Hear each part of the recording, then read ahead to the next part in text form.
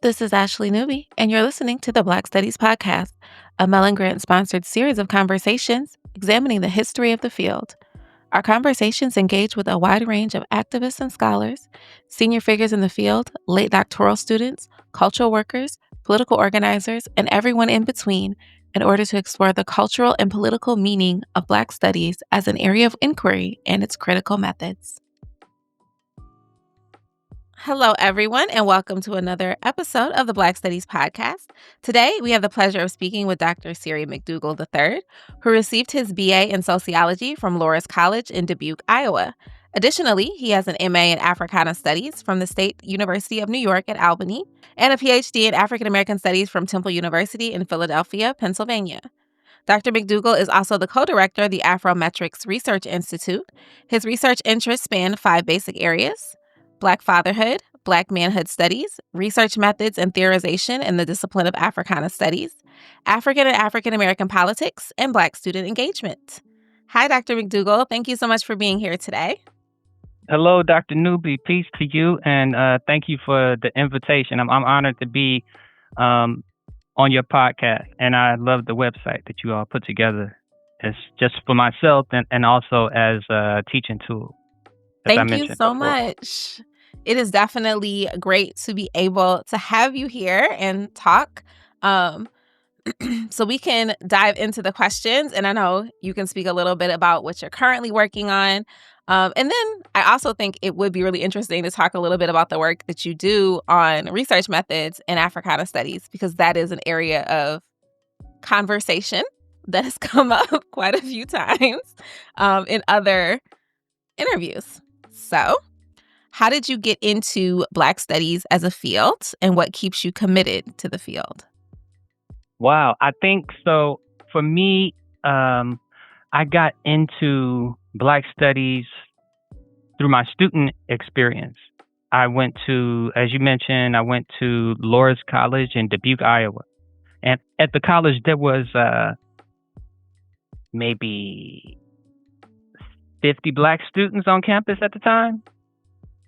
Small college, maybe about 2,000 students, but there's like 50 Black students on campus. And so we had a Black student union there, and we did student organizing. And one of the things that we wanted to do was to get curriculum. We wanted to get curriculum on campus that reflected who we were, you know?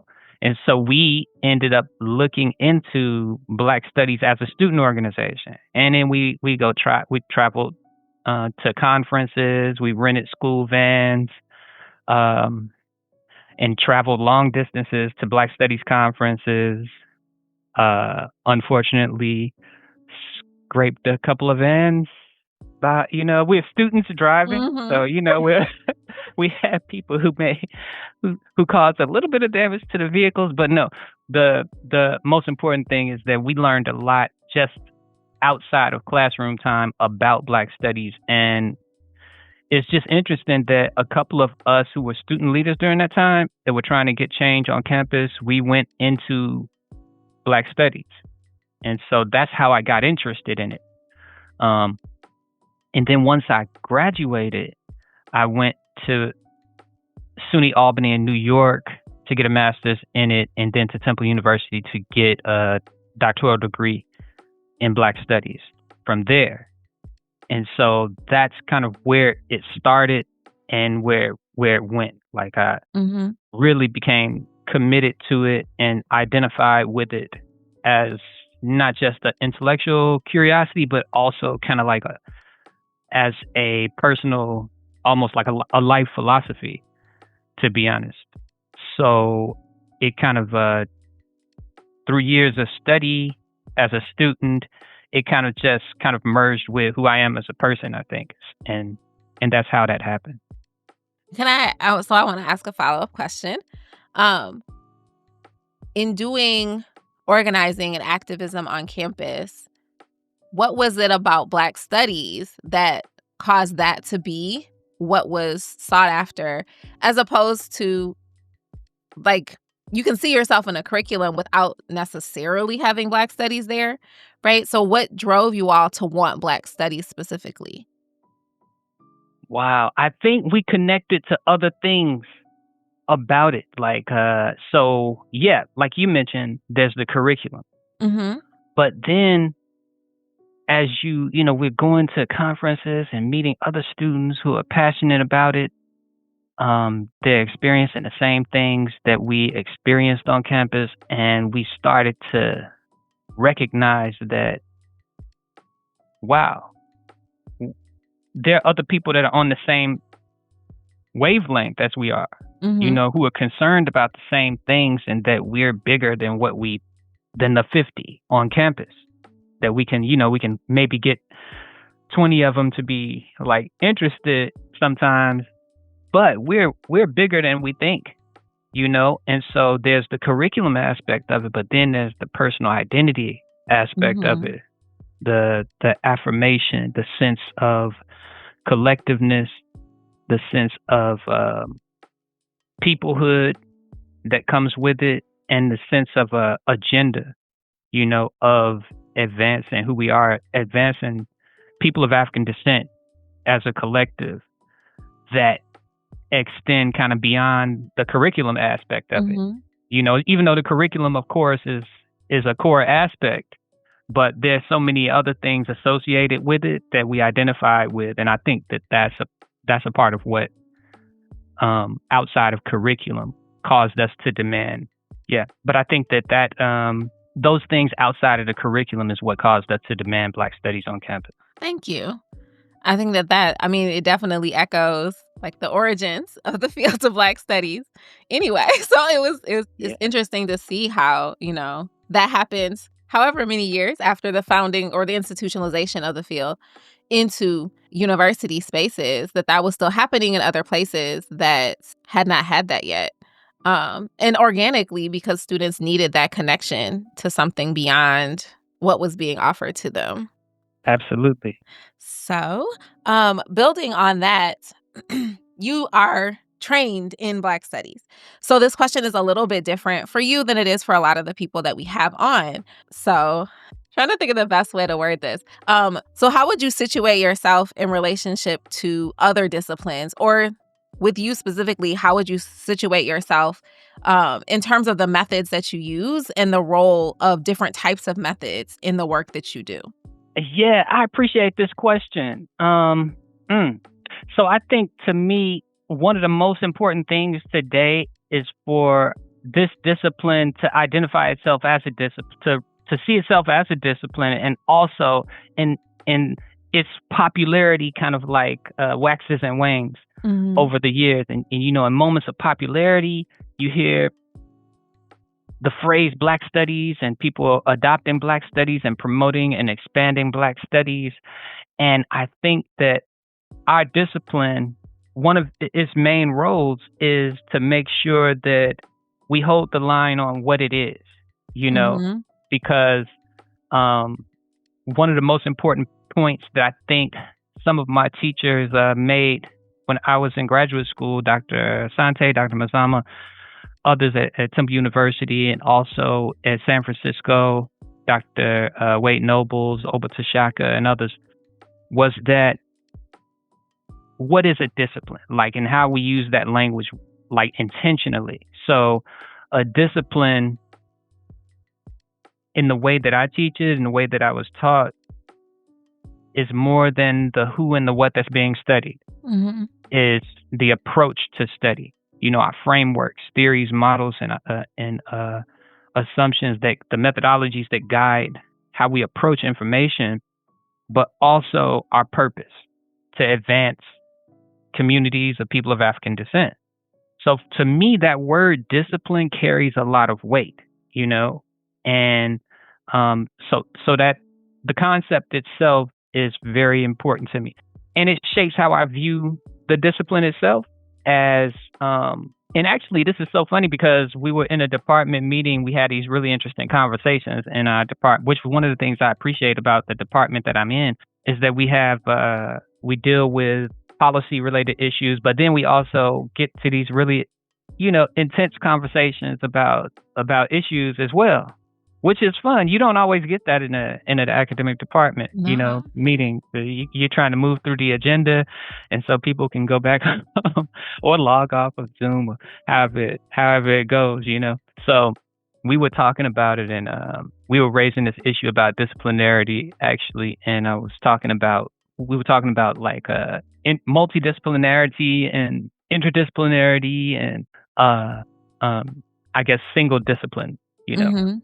And so, and I view it as a single discipline, Okay. and that's multidimensional though, which is something that I got from my my learning from Dr. Wade Nobles and Dr. Oba Tashaka, and it's similar to how some people see how they define interdisciplinarity, and so it says a lot, I think, about the weight that you put on that term discipline. If it just means who you're studying, then I think that lends itself to kind of a multidisciplinary view. Mm-hmm. But that word discipline, from the angle that I take, it comes down to those things that you talked about. In addition to who and what is being studied, also the methods that are being used, how you employ them, what theoretical frameworks, what your purpose is ultimately in study. So for me, that's a key thing that distinguishes Black studies from other disciplines. It doesn't mean that there's not a historical component, a sociological component, a psychological one, a spiritual one, etc. But if you say that the reason that I kind of have a hesitance to adopt multidisciplinarity, because if I say that I'm that, then I'm also adopting, if I'm using that word discipline in its true meaning, I'm adopting their approaches to studying people of African descent. And often they carry a lot of the ideological baggage from their formative years that are very anti-African, anti-Black. And so I can't do that. Valid. So can you elaborate a little bit on what you mean by like the methods, but your approach to the methods? Like Right. So I think that what's happening now, I think, and sometimes if I'm teaching a research methods class, I think sometimes my students will come in and look at statistics and sometimes look at experimental designs and survey as white, the master's tools. What my approach is that, no, I mean, interviews are no more than systematically asking and answering questions. An experiment is no more than someone who said what would happen if. Mathematical sciences, those came out of Africa. Those are things that we invented. So a part of my approach is reclaiming the methods that have been sometimes assigned or handed over to European history, So that's that, I think.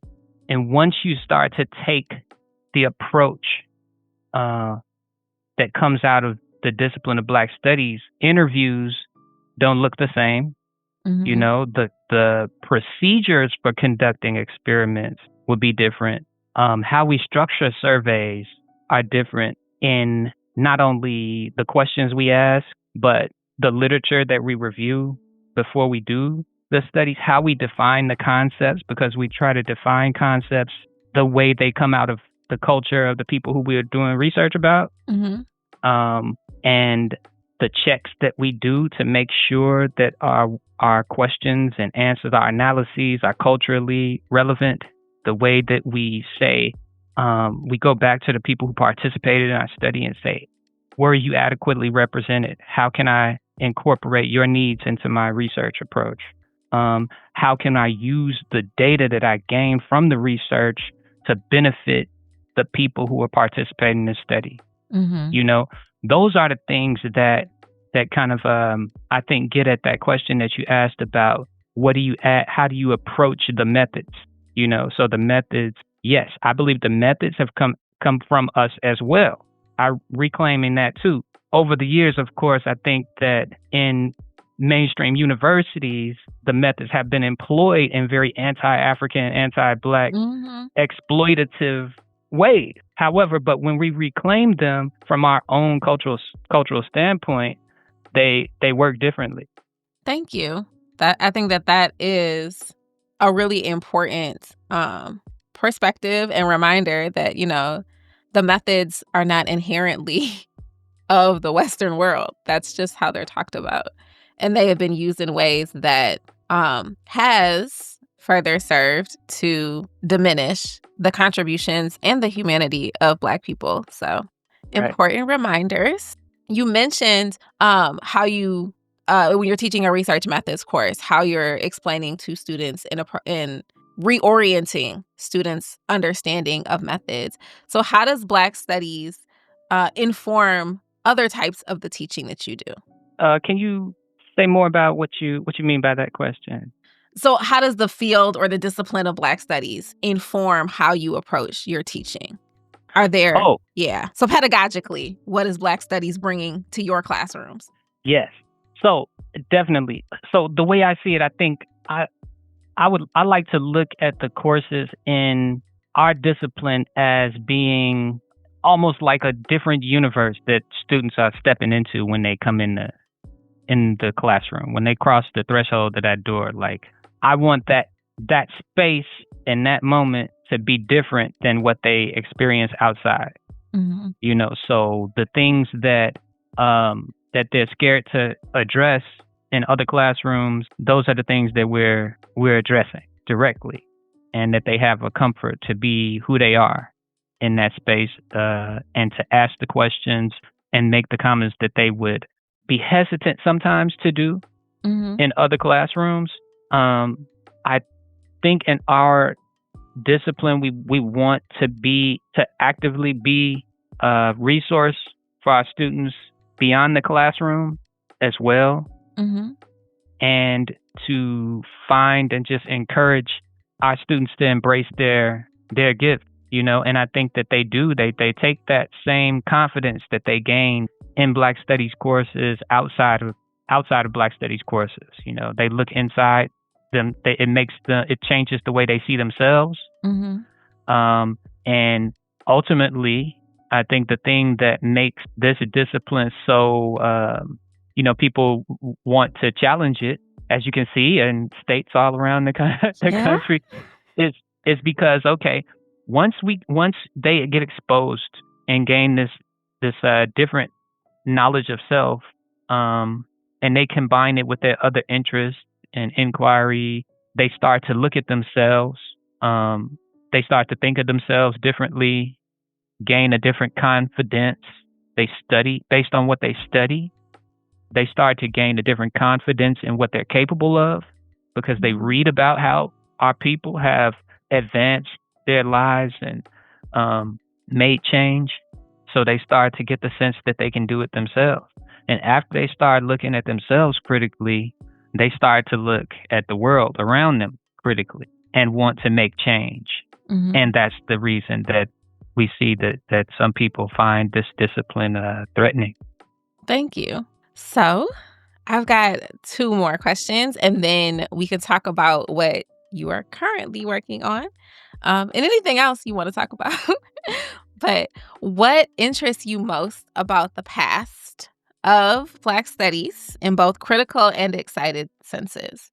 I think so. Just recently, I think a couple of years ago, Dr. Abdul published the book, A History of Black Studies. And I think just learning about the history of the discipline gives you such a sense of like responsibility and just pride in being a part of the discipline. I don't know. It's just, when I think about it, or if I read something about it the next day or the next week, it just gives me a heightened sense of like purpose and motivation.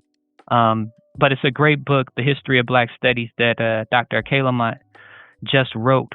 In addition to to knowing the information in the history, the founders of the discipline, many of them who are still around, they play a key role in holding our feet to the fire, so to speak, for lack of a better analogy.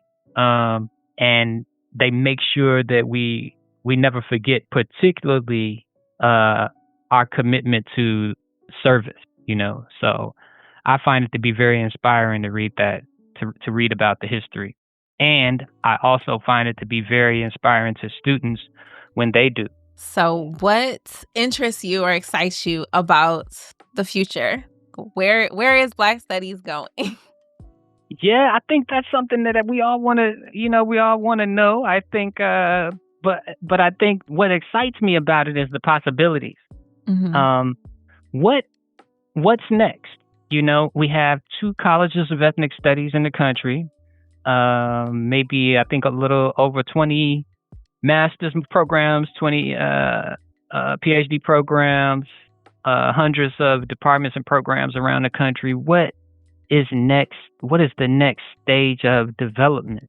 And I think one of the things, there's so many things that excite me. Number one, I think one of them though has got to be languages.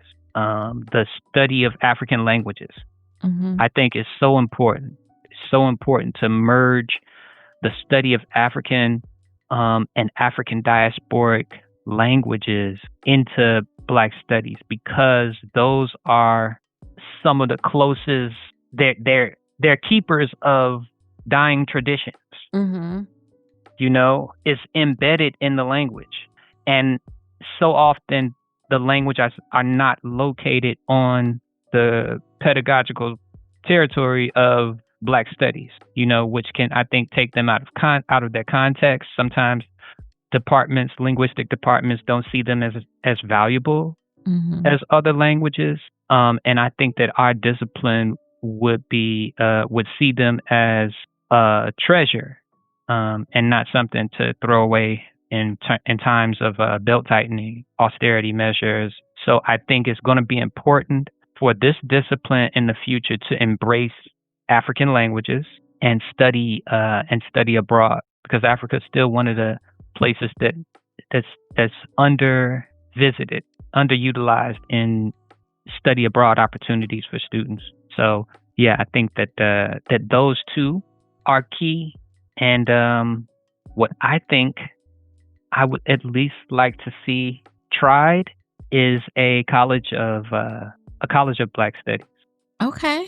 And I'd like to try to see us do more to use new technology to create educational institutions across borders. So those are some things that are really exciting to me right now, that keep me up at night. So yeah. Well, thank you.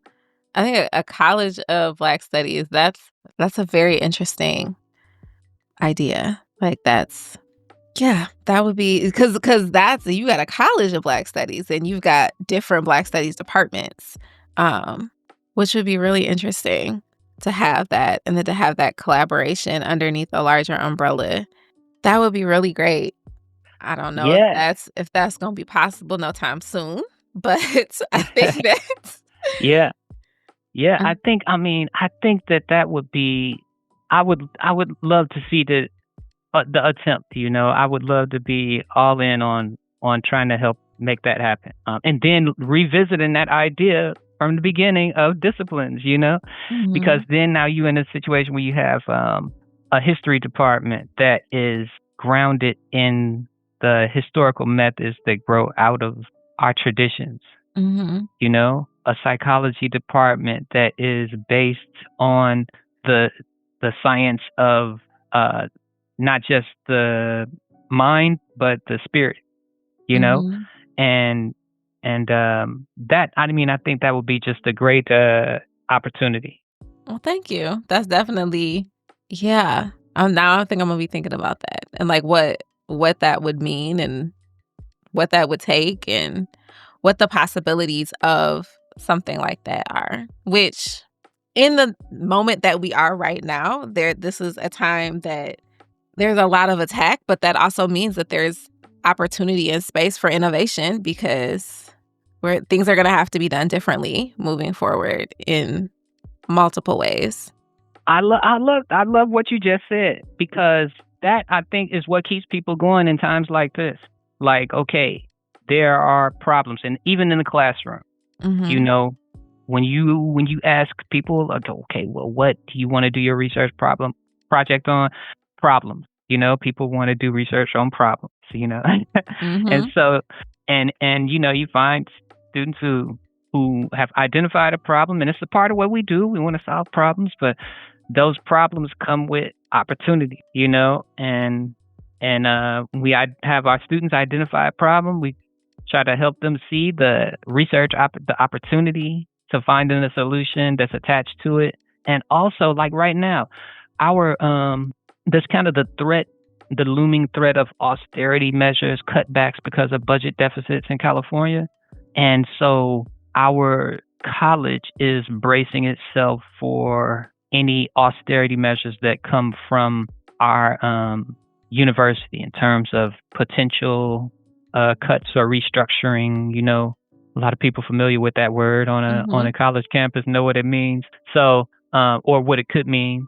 So, but when these things happen, it's like, okay, there's the threatening side of it, but it's also an opportunity for us to reaffirm our roots and Mm-hmm. get ready to engage in that activism that's tied to our legacy, tied to who we are, you know?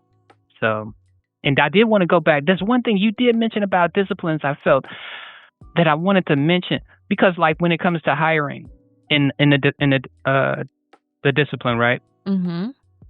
Often you'll see like these calls for applications, position announcements, Chronicle of Higher Education, wherever you may look, right? And you'll see what people ask for. I've noticed a shift that people are starting to ask for, be more intentional. Different departments starting to be a little more intentional about prioritizing people who have a background in the discipline, Mm-hmm. who have studied the discipline, which I think is a really positive measure. At the same time, you have scholars who know the discipline but don't have a degree in it. Yeah. But they're like you. I mean, you can. But their approach is a Black Studies approach. So it's important to have those individuals in our departments as well, because having a degree in the discipline doesn't guarantee you anything. You No. know, because like you said, I think you said in the beginning that, well, I don't know if we were on air or not, but you mentioned you across the country, like it really kind of there's a lot of variation Yeah. from department to Yeah. department. You know what I Mm-hmm. mean? So you might have your degree in the discipline, but it may be a different kind of Black studies, or that you know that Or like a lot of like my degree program, and I know several others, if you're getting a PhD in Black Studies, you're partnering that with another discipline. So like I had my Black Studies courses, but I also took a lot of classes in urban education. Like I got a whole right, certificate in urban education while I was working on that because just resources wise, right? There was not the infrastructure necessary to sustain an entire PhD program strictly from this Black Studies unit that there is on campus, which is yeah, now a department, but was not a department when I was there. And so when you have those situations, like, yes, I am trained in Black Studies. I'm also trained in education. I'm also trained in sociology. Like, so yeah, it depends on where yeah, you go, how that training is completed. yeah, and I like so so definitely, and I mean, and also consider scholars from the African continent. Mm-hmm. You know, where would they have gotten a degree from in Black studies? Mm-hmm. But many of them have like clearly like taking a approach that's grounded in who we are, our intellectual traditions, etc. So I think we have to have that kind of flexibility and recognize the the point is who's grounded in our approach to knowledge and pedagogy, not necessarily just who has the degree, which Mm-hmm. you know that kind of the certification doesn't mean qualification very often. You know what I mean? So I think that's important to take into consideration and just recognizing the effect that Black Studies has on a campus beyond a department of Black Mm-hmm. Studies, you know, which I think is one of the key issues now when these cuts are happening. a lot of times is happening from administrations that don't understand how to accurately appraise a Department of Black Studies or assess its value beyond number of majors and minors and graduates.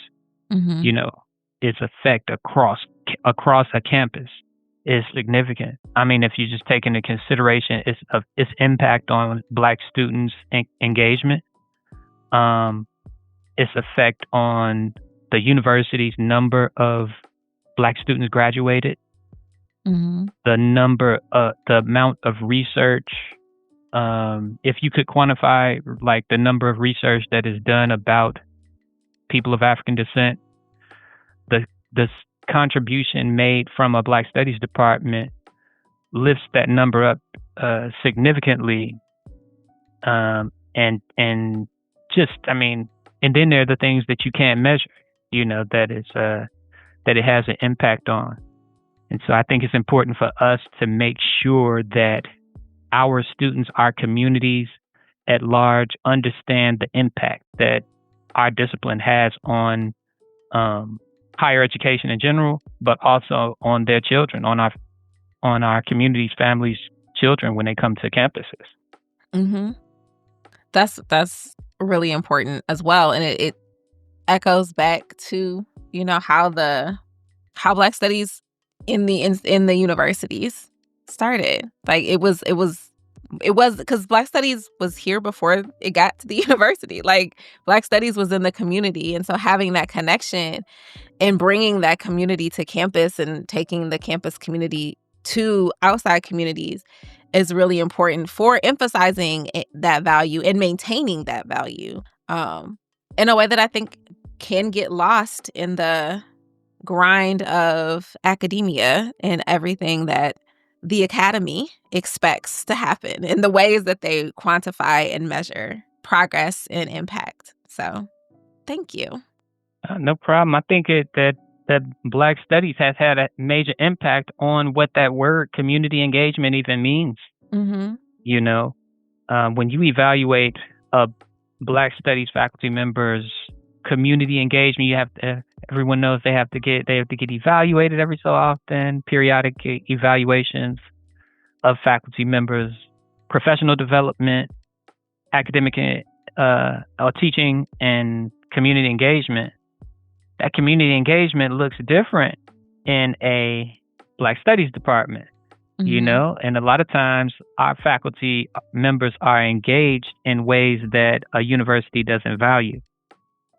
And so over 50 years, I think that Black Studies departments have expanded what community engagement means on their campuses.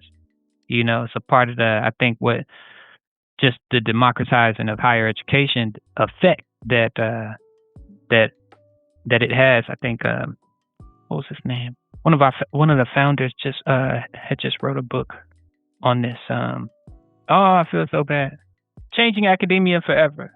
Yep, by Epstein and Stringer. But yeah, Bernard Stringer, one of the 1968 strikers, he wrote that book and talked about how the impact on higher education in general that Black Studies has had. Thank you. What are you currently working on?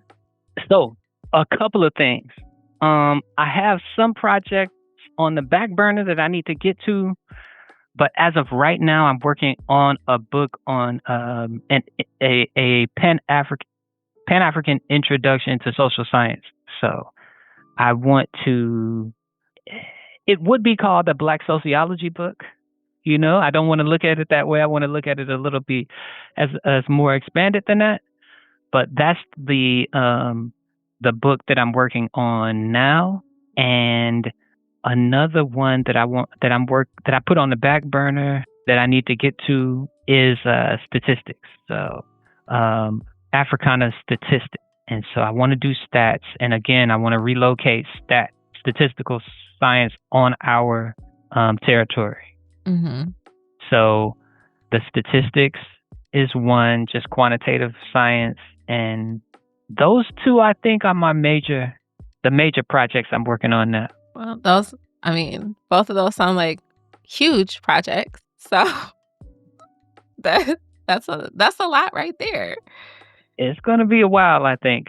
So I don't think anytime soon. They're not gonna be published anytime soon. But yeah, I mean, this is I don't know. I'm glad that through whatever circumstances of fate led me to Black Studies, I'm grateful, thankful to the ancestors for allowing that to happen, because it's definitely a big part of who I am. Mm-hmm. I think you've given your perspective and your insight has provided a lot of things for people to think about and consider, especially moving in the moment, in the historical moment that we're moving in right now, and facing the looming threats of multiple kinds in this moment. I think it's really important, and you gave several reminders of like why we do this work, what is central to this work, and how we can approach moving in this moment in more innovative ways. So thank Glad. you. Well, thank you so much for the invitation, and thank you to your listeners. Have a great rest of your day. Okay, you too.